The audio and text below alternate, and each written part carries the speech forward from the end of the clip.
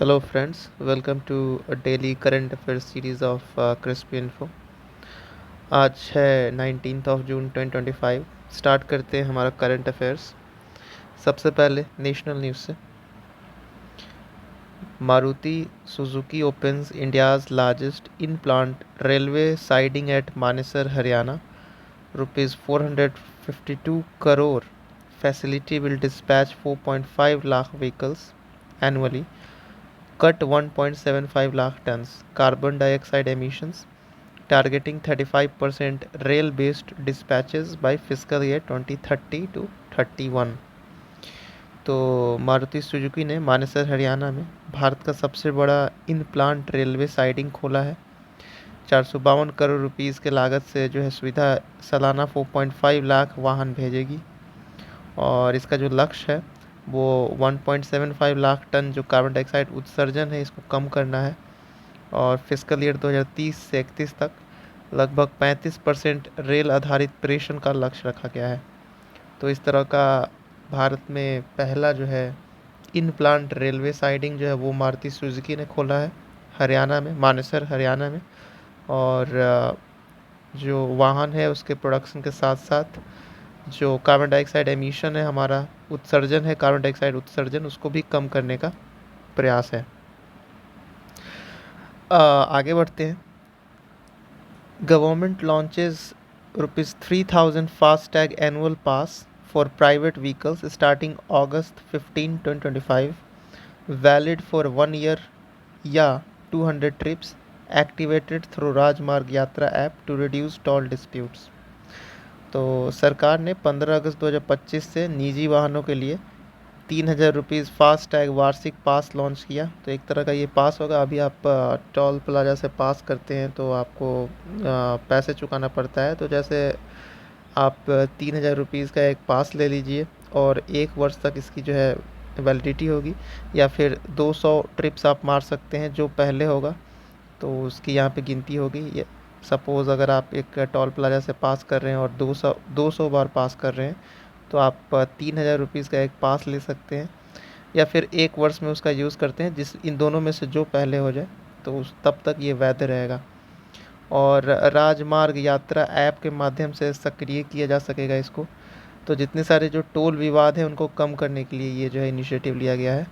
तो ये एक बेहतर इनिशिएटिव है क्योंकि बहुत सारे जो है टोल रिलेटेड डिस्प्यूट्स आते थे। जब भी यहाँ पे टोल प्लाजा से आप पास करते हैं तो फास्ट टैग जो कि कंपलसरी कर दिया गया था, तो उसमें भी बहुत सारे डिस्प्यूट्स हैं। तो आप सीधा सीधा एक पास बनवा लीजिए ₹3000 का और 1 साल तक बिना किसी टेंशन के, या फिर जो इनमें से जो पहले आ जाए 200 ट्रिप या 1 साल, तो आप तब तक वैलिड रहेगा आपका पास। आगे बढ़ते हैं international news. Open AI secures $200 million AI contract with US Defense Department for military AI tools by July 26. Company revenue surged to $10 billion। तो ओपन एआई ने अमेरिकी रक्षा विभाग के साथ $200 मिलियन का एआई अनुबंध हासिल किया है। जुलाई 2026 तक सैन्य एआई उपकरणों के लिए कंपनी का राजस्व $10 बिलियन तक पहुंच गया है। तो ओपन एआई जो है जनरेटिव एआई, इसने अमेरिका के डिफेंस डिपार्टमेंट के साथ एक कॉन्ट्रैक्ट साइन किया है, एआई कॉन्ट्रैक्ट $200 मिलियन का। और इसके वजह से जो कंपनी है ओपन एआई, इसकी जो रेवेन्यू है, जो राजस्व है, वो $10 बिलियन तक पहुंच गया है। तो आप देख सकते हैं कि एआई जो है उसका कितना बड़ा रोल जो है वो यहाँ पे हो रहा है देश के, उसके डिफेंस के लिए, उनके रक्षा के लिए। तो आने वाले समय में इस तरह के बहुत सारे डील्स हमें देखने को मिलेगा भी। United Nations declares 2026 as International Year of Women Farmer, recognizes women's role in agriculture, addressing the barriers like low land ownership and climate vulnerability। तो संयुक्त राष्ट्र ने 2026 को अंतर्राष्ट्रीय महिला किसान वर्ष घोषित किया है। कृषि में महिलाओं की भूमिका को मान्यता देने के लिए कम भूमि स्वामित्व और जलवायु भेद्यता जैसे बाधाओं को संबोधित करना इसका लक्ष्य है। तो 2026 अब हम international year of women farmer मनाएंगे। जो वीमेंस का रोल है एग्रीकल्चर में, ये बहुत ही इम्पॉर्टेंट हो जाता है। अगर हम इंडिया में ही बात करें तो लगभग 85% जो है वीमेन इन्वॉल्व है एग्रीकल्चर में। लेकिन जब उनका हम लैंड ऑनरशिप के बारे में बात करें, जब उनका जो भूमि स्वामित्व है वो काफ़ी कम हो जाता है, ये लगभग 8% के अराउंड है। तो आपका जो रोल है फीमेल का वो 85%, लेकिन जब हम लैंड ऑनरशिप के बारे में बात करें तो सिर्फ 8%। तो ये दिखाता है कि कहीं ना कहीं बहुत सारे बैरियर्स हैं, बहुत सारे बाधाएं हैं। तो उनको कम करने के लिए इंटरनेशनल ईयर ऑफ वेमेन, अंतर्राष्ट्रीय महिला किसान वर्ष जो है वो घोषित किया गया है। और अगर हम क्लाइमेट वल्नरेबिलिटी के बारे में बात करें कि अगर जलवायु भेद्यता है तो इस तरह की चीज़ें महिलाओं को सबसे पहले प्रभावित करता है, तो इससे भी यहाँ पे डील किया जाएगा। आगे बढ़ते हैं। Iran launches operation true promise 3 against Israel using AI guided missiles and decoy saturation tactics disrupting iron dome defence system. तो अब जैसे इसराइल ने यहाँ पे हमला किया था ईरान पे, तो ईरान ने भी अब इसराइल के ख़िलाफ़ ऑपरेशन ट्रू प्रॉमिस जो है वो 3 लॉन्च कर दिया। और एआई गाइडेड मिसाइल और डिकोय सैचुरेशन रणनीति का उपयोग किया जा रहा है। आयरन डोम जो कि इसराइल की रक्षा प्रणाली है, तो इसको भी यहाँ पे बाधित किया है। जब ईरान ने यहाँ पे सैन्य कार्रवाई शुरू किया तो अब आयरन डोम को भी यहाँ पे काफ़ी परेशानी झेलना पड़ रहा है मिसाइल्स को रोकने के लिए। आगे बढ़ते हैं banking news. RBI hikes agency commission for banks on government transactions from April 1, 2025। Electronic revenue transactions increase to 12 rupees, pension payments to 80 rupees. तो आरबीआई ने सरकारी लेन देन पर बैंकों के लिए एजेंसी कमीशन बढ़ा दिया है। 1 अप्रैल 2025 से इलेक्ट्रॉनिक राजस्व लेन देन अब 12 रुपये कर दिया गया है। और पेंशन जो है वो भी यहाँ पे 80 रुपीज़ तक बढ़ाया गया है। तो बहुत सारे जो बैंक्स हैं वो सरकार के साथ टाई अप हैं, जैसे कि लोगों को पेंशन देने में और भी बहुत सारे जो राजस्व लेन देन है। तो अब जो है सरकारी लेन देन पर बैंकों को बढ़ा हुआ कमीशन मिलेगा, बढ़ा हुआ राजस्व उनका जो है वो यहाँ पे बढ़ेगा। इकोनॉमी न्यूज़ में देखते हैं। India's unemployment rises to 5.6%। तो भारत की जो बेरोज़गारी दर है वो 5.6% तक बढ़ी है मई 2025 का जो डेटा आया है, due to post harvest slow down. तो पहले जो है ये 5.1% था और इस क्वार्टर में 5.6% जो है वो बेरोज़गारी दर हो चुका है। तो बताया ये जा रहा है कि फसल कटाई के बाद मंदी के कारण ये जो है इसका वजह हो सकता है। और जो फीमेल लेबर फोर्स पार्टिसिपेशन है वो 27.8% आ चुका है। महिला श्रम भागीदारी भी 27.8% आ चुका है। Youth unemployment increases amid 6.5 GDP growth. तो हमारी जो जीडीपी ग्रोथ है वो 6.5% रहने वाली है, लेकिन इसके बीच जो युवा बेरोज़गारी है वो बढ़ी है, क्योंकि अब जो बेरोज़गारी दर 5.6% हो चुका है। और पीरियोडिक लेबर फोर्स सर्वे का जो डेटा आया है इसमें ये बताया जा रहा है कि महिला श्रम भागीदारी भी है 27.8% तक गिर चुका है। अपॉइंटमेंट न्यूज़ देख लेते हैं। Anuradha Thakur 1994 IAS appointed to SEBI board replacing Ajay Seth effective 1 जुलाई 2025। तो अनुराधा ठाकुर को अजय सेठ की जगह सेबी बोर्ड में नियुक्त किया गया है। 1 जुलाई 2025 से ये प्रभावी हो जाएगा और ये पहली महिला आर्थिक मामलों की सचिव हैं। आरबीआई केंद्रीय बोर्ड में भी शामिल होंगी। बुक्स एंड ऑथर न्यूज़ में stars light the way by Suchita Raj Khanna debut novel about Shazma's journey between Singapore tranquility and Indian politics exploring identity and spiritual transformation। तो एक बुक जो है वो यहाँ पे पब्लिश की गई है, सुचिता राज खन्ना की book the stars light the वे। शाज़मा की यात्रा के बारे में पहला उपन्यास जो है वो बताया गया है। सिंगापुर की शांति और भारतीय राजनीति के बीच पहचान और आध्यात्मिक परिवर्तन की खोज, इसका जो शीर्षक है, इसका जो कंटेंट है वो इसी के ऊपर है। तो हम बस यही याद रखेंगे कि सुचिता राज खन्ना की जो बुक है the stars light the way. आगे बढ़ते हैं। Defence news. INS Arnala commission as India's first anti submarine warfare shallow water craft at Visakhapatnam. तो आईएनएस अर्नाल जो है वो भारत की पहली anti submarine warfare shallow water craft जो है वो कमीशन कर दिया गया है विशाखापट्टनम में, ठीक है। और built by GRSE and LNT, तो garden rich ship builders limited जो है उन्होंने और LNT ने मिल के इसको बनाया है। और 80% तक इंडिजीनियस कंटेंट जो है इसमें है, ठीक है। तो जो स्वदेशी सामग्री है वो लगभग 80% इसमें है। और विशाखापट्टनम में ये भारत का पहला anti submarine warfare shallow watercraft INS अर्नाल जो है वो कमीशन किया गया है।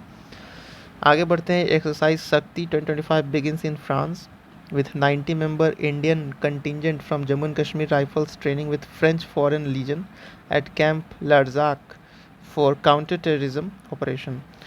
तो फ्रांस में शक्ति 2025 अभ्यास जो है भारत और फ्रांस के बीच जो अभ्यास है, संयुक्त अभ्यास शक्ति 2025, वो यहाँ पे शुरू किया गया है। जम्मू एंड कश्मीर राइफल्स की 90 सदस्यीय भारतीय टुकड़ी कैंप लार्जैक में फ्रेंच फॉरेन लीजन के साथ आतंकवाद विरोधी अभियान का प्रशिक्षण करेगा। तो ये जो है इंडिया एंड फ्रांस के बीच एक्सरसाइज है शक्ति, और ये जो है इस बार फ्रांस में ही हो रहा है। कुछ समिट्स हैं, कुछ कॉन्फ्रेंस हैं, उसके बारे में देख लेते हैं। तो India hosts first international big cat alliance assembly in New Delhi. 9 countries unite for conservation of 7 major big cat species across 95 range nation. तो भारत ने नई दिल्ली में पहली अंतर्राष्ट्रीय बिग कैट अलायंस असेंबली की मेज़बानी की। 9 देश 95 रेंज नेशन में 7 प्रमुख बिग कैट प्रजातियों का संरक्षण के लिए एकजुटता किया गया। तो जब हम इंटरनेशनल बिग कैट अलायंस की बात करें तो भारत ने यहाँ पे इनिशिएटिव लिया था, और इस बार जो है भारत के नई दिल्ली में ये जो असेंबली है इंटरनेशनल बिग कैट अलायंस, इसकी मेज़बानी भारत कर रहा है। देखा जाए अगर हम बिग कैट अलायंस में, तो टोटल जो है 7 प्रजातियाँ आती है big cat alliance big cats की। स्पोर्ट्स न्यूज़ में ICC to permit 4-day test in 2027 to 29 world test cycle for smaller nations while big 3 India, Australia, England continue 5-day format introduces Anderson Tendulkar trophy. तो ICC अब बोल रही है कि छोटे देशों के लिए 4 दिवसीय जो टेस्ट है उसकी अनुमति हम लोगों ने दे दिया है, और कुछ कुछ बड़े जो देश हैं जैसे भारत, ऑस्ट्रेलिया, इंग्लैंड, तो अभी भी इनमें 5 दिवसीय प्रारूप जारी रखेंगे। और ये इसलिए बताया गया है क्योंकि जो फाइनेंस है उसका बहुत ज़्यादा यहाँ पे ध्यान रखा गया है, क्योंकि अगर आप 5 दिन तक टेस्ट करवाते हैं इन छोटे देशों में तो ये काफ़ी बोरिंग भी हो जाता है, उसके साथ साथ बहुत ज़्यादा राजस्व क्या लॉस होता है, फाइनेंस जो है वो उतना नहीं आ पाता है। तो इस वजह से 4 दिवसीय टेस्ट की जो है अनुमति दे दी गई है, और इसके साथ साथ एंडरसन तेंदुलकर ट्रॉफी की शुरुआत की गई है। तो ये इंडिया और इंग्लैंड के बीच जो है एक टेस्ट चैम्पियन सीरीज़ होगा।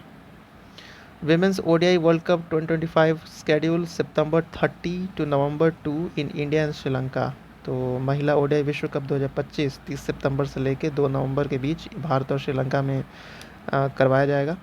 और पाकिस्तान के जो मैचेस हैं वो श्रीलंका में होगा, क्योंकि भारत और पाकिस्तान का जो रिलेशनशिप है वो अच्छा नहीं है। तो अगर आप इंडिया में सिर्फ मैच रखोगे तो वो जो है सही नहीं है। पाकिस्तान की जो टीम है वो श्रीलंका में खेलेगी, और इंडिया पाकिस्तान का जो क्लैश है वो बताया जा रहा है कि अक्टूबर 5 कोलंबो श्रीलंका में होगा। तो women's ODI world cup 2025 Bharat और श्रीलंका मेज़बानी करेगी। आगे बढ़ते हैं science and technology news. India develops PEG glylated nano cups for photothermal cancer therapy. INST Mohali, IIT Bombay, ACTREC collaboration creates non toxic alternative for advanced breast cancer treatment. तो भारत ने photothermal cancer therapy के लिए PE ग्लाइलेटेड नैनो कप विकसित किया। INST Mohali, IIT Bombay, ACTREC सहयोग से उन्नत स्तन कैंसर के लिए गैर विषाक्त विकल्प तैयार किया गया है। एक्सियोम मिशन 4 जो है वो रीशेड्यूल्ड कर दिया गया था। इससे पहले कुछ तकनीकी खराबी हुई थी जिसके वजह से इसको रीशेड्यूल किया गया था। तो अब जून 22 जून 2025 को एक बार फिर से भारत के जो एस्ट्रोनॉट हैं शुभांशु शुक्ला और नासा के जो पेगी विट्सन हैं ये मिशन को लीड कर रही हैं, और स्पेस एक्स फैल्कन 9 जो है वो इसमें सवार होकर इंटरनेशनल स्पेस स्टेशन में एक बार फिर से उड़ान भरने के लिए तैयार है। United nation declare December 4 as International Day Against Unilateral Coercive Measure. 116 countries support resolution opposed by US and European Union focuses on sanctions without multilateral approval. तो संयुक्त राष्ट्र ने 4 दिसंबर को एक पक्षीय जबरदस्ती उपायों के विरुद्ध अंतर्राष्ट्रीय दिवस घोषित किया, क्योंकि अगर हम यूनिलैटरल डिसीजन के बारे में बात करें, एक पक्षीय जो भी डिसीजन होता है, तो वो यहाँ पे कुछ पिछले कुछ दिनों में काफ़ी बढ़ा है। तो यूनाइटेड नेशन का एक दिवस है, 4 दिसंबर को ये मनाया जाता है। इसमें 116 देशों ने इसको सपोर्ट किया इस रेजोल्यूशन को, लेकिन यूनाइटेड स्टेट और अमेरिका और यूरोपियन यूनियन ने इसका विरोध किया। उन्होंने बोला कि इस तरह से अगर आप यूनिलेटरल डिसीजंस को आप कोर्सिव बता रहे हो तो ये सही नहीं है, और बहुपक्षीय अनुमोदन के बिना प्रतिबंधों पर फोकस किया गया। तो बेसिकली इसका जो फोकस था वो था कि यहाँ पे मल्टीलेटरल बहुपक्षीय जो है अप्रूवल हो, किसी चीज़ का सॉल्यूशन हो, लेकिन यूएस और यूरोपियन यूनियन ये नहीं चाहता है, और वो नहीं चाहता है कि यूनाइटेड नेशन इस तरह का कोई जो है वो दिन बनाए जिसमें यूनिलेटरल कोर्सिव मेजर्स के बारे में हम बात करें कि भाई यूनिलेटरल अगर आप डिसीजन लेते हो तो उसको कोर्सिव ज़बरदस्ती का यहाँ पे दर्जा दिया जाएगा। तो that's all for today's current affair. Please like करिएगा, सब्सक्राइब कर दीजिएगा चैनल और अपने दोस्तों में शेयर करिएगा।